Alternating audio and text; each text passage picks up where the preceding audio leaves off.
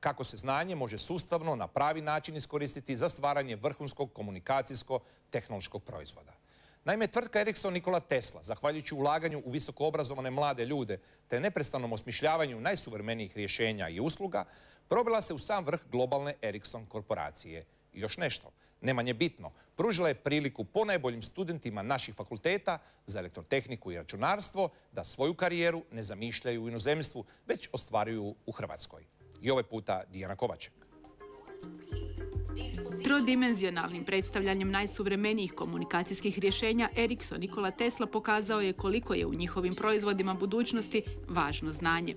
Posljednjih je godina već postalo pravilo da sa svakim novim projektom zaposle na stotine inženjera, većinom izravno iz studentskih klupa. Studente već pripremamo za rad u našoj kompaniji.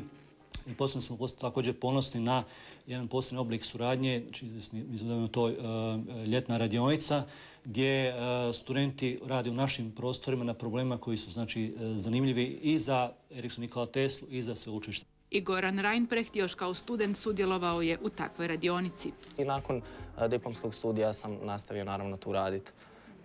Izazov je raditi u firmi koja je osim na hrvatskom i europskom tržištu sve prisutna i na svjetskom.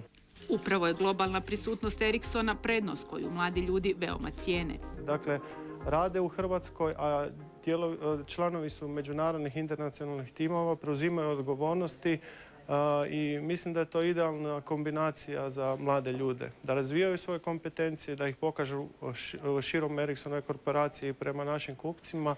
A dosad su svijetu pokazali mnogo toga, od prvih poziva treće generacije mobilnih sustava pa do razvoja SIP prototipa, jednoga od najvažnijih internetskih protokola koji omogućuje telefonske pozive putem interneta, zamišljenoga u glavi jednoga od zaposlenika u Zagrebu.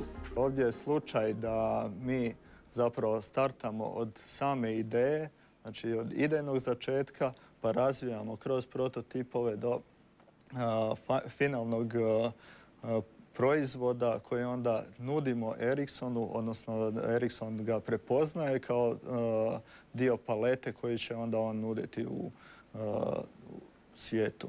Raditi u tvrtki u Hrvatskoj za ove ljude isto kao raditi bilo gdje u svijetu, jer da bi ostvarili ideje, kažu, ne moraju preko oceana, kao što je nažalost morao Nikola Tesla, čije ime njihova tvrtka s ponosom nosi.